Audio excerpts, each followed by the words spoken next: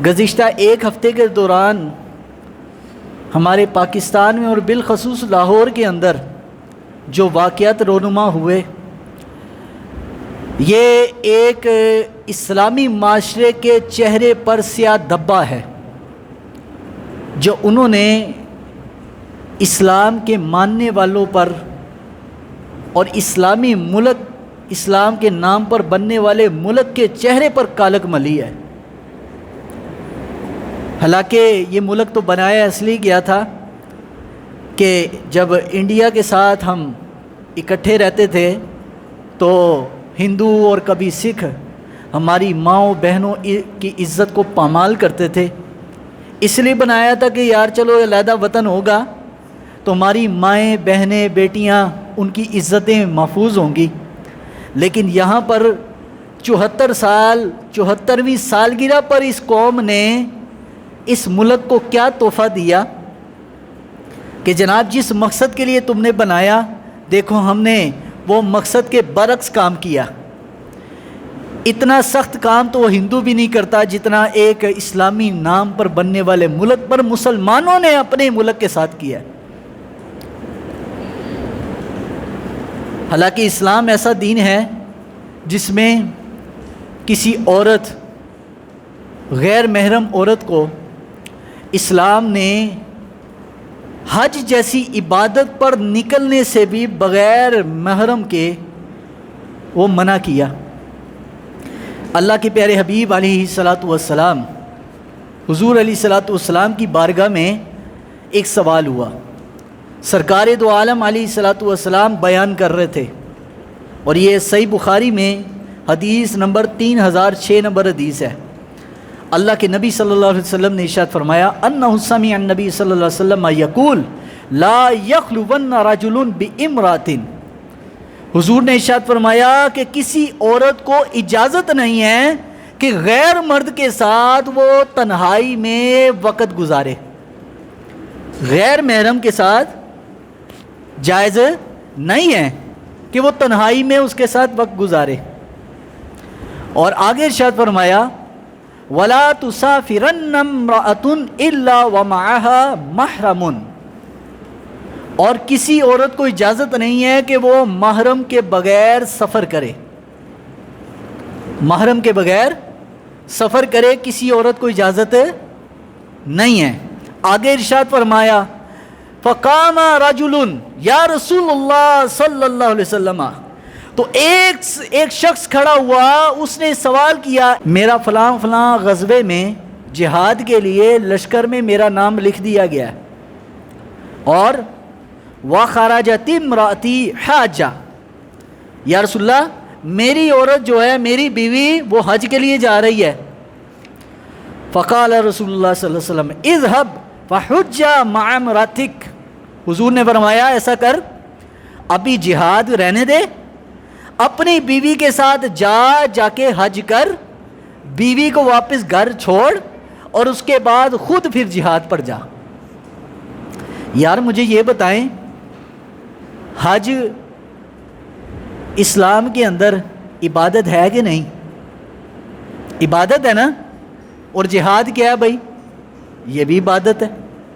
حج بھی عبادت اور جہاد بھی، سارے بولیے، عبادت ہے۔ نماز کی طرح، روزے کی طرح، زکوٰۃ کی طرح حج بھی عبادت اور جہاد بھی کیا ہے؟ دونوں چیزیں عبادت ہے۔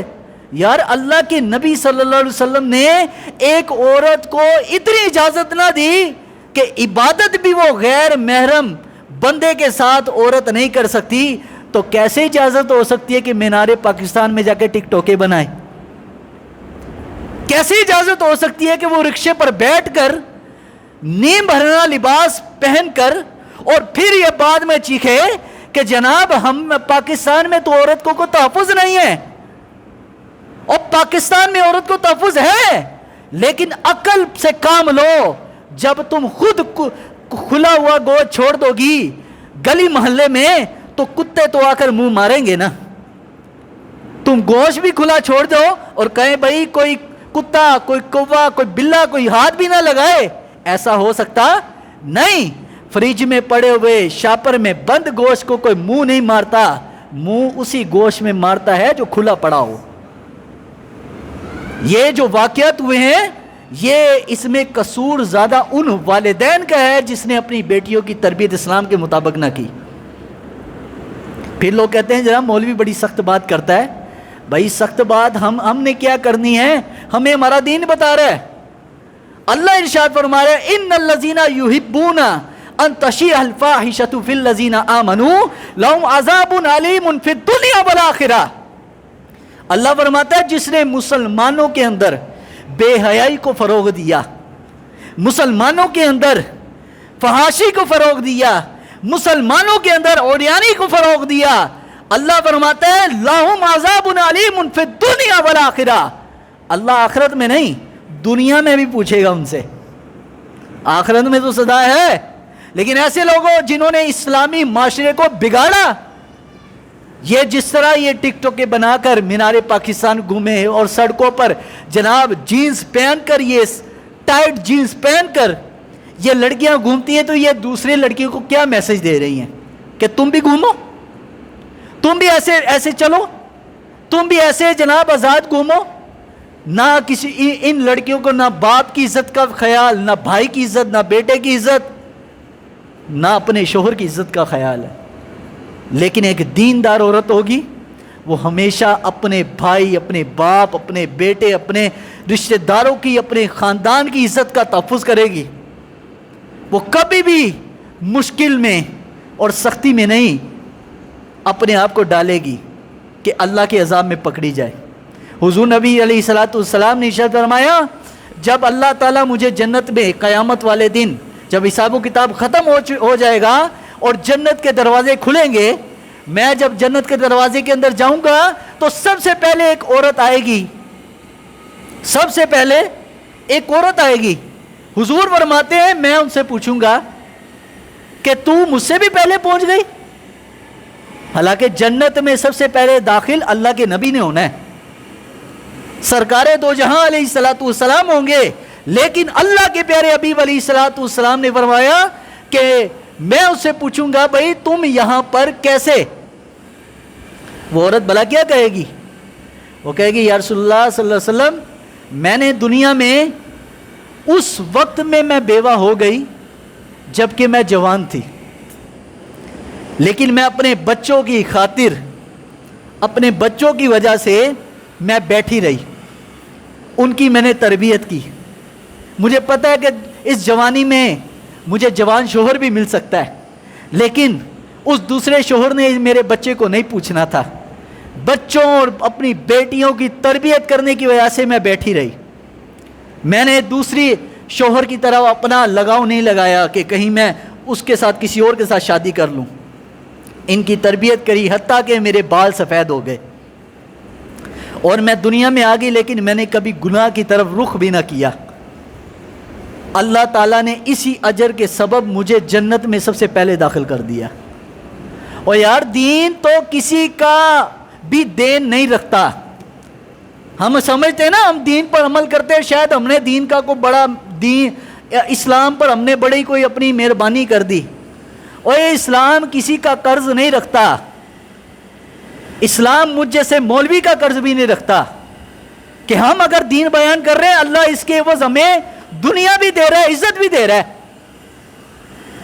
ابھی میں آپ کو بتاتا ہوں نا یہ اسلام کی برکات اور تربیت کی برکتیں میں بتاتا ہوں۔ پچھلے جمعے کو میں لاہور میں نہیں تھا، گاؤں گیا مالاکنڈ ایجنسی، وہ کمراٹ والی سائڈ اپر دیر، تو جمعے سے پہلے کا ٹائم تھا، جمعے کی نماز سے، تو وہاں کمراٹ میں بہت مہنگے مہنگے ہوٹل ہیں، تو میں وہاں چلا گیا۔ میں نے کہا یار بھوک لگی ہے تو چلو نماز سے پہلے ہی کھانا کھا لیتے ہیں۔ تو وہاں ایسا ہوا کہ ہوٹل والے کے پاس گئے، میں نے کہا یار یہ کھانا یہ ہمیں جو ہے نا کتنے کا ہے؟ تو وہاں تو پوری مرغی بکتی ہے، یہاں تو لوگ پلیٹوں کے حساب سے کھانا لیتے ہیں نا پنجاب، وہاں مرغیوں کے حساب سے، ایک مرغیاں دو مرغیاں پکا کے وہ دیتے ہیں۔ تو کہا جی ہم ایک مرغی پوری 1200 کی دیتے ہیں۔ میں نے کہا چلو ٹھیک ہے یار، آپ 1200 کی ہے تو ہمیں تو اتنی نہیں کھانی، لیکن ایک پلیٹ دو پلیٹوں سے ہمارا گزارا، ہم کون سی ایک دو روٹیاں زیادہ کھا لیں گے۔ کہا نہیں ہم تو پوری دیتے ہیں. میں کہا چل ٹھیک ہے یار تو دے دے, جو بچ جائے گا ہم کسی کو صدقہ کر دیں گے. تو انہوں نے کہا آپ کہاں سے آئے ہیں؟ میں نے کہا جی میں لاہور سے آیا ہوں. اور کام کیا کرتے ہیں؟ میں کہا بس یار لوگوں کو دین سکھاتے ہیں ہم نے کیا کام کرنا ہے. تو کہا جی آپ سے ہم نے پیسے نہیں لینے. میں نے کہا یار کیوں؟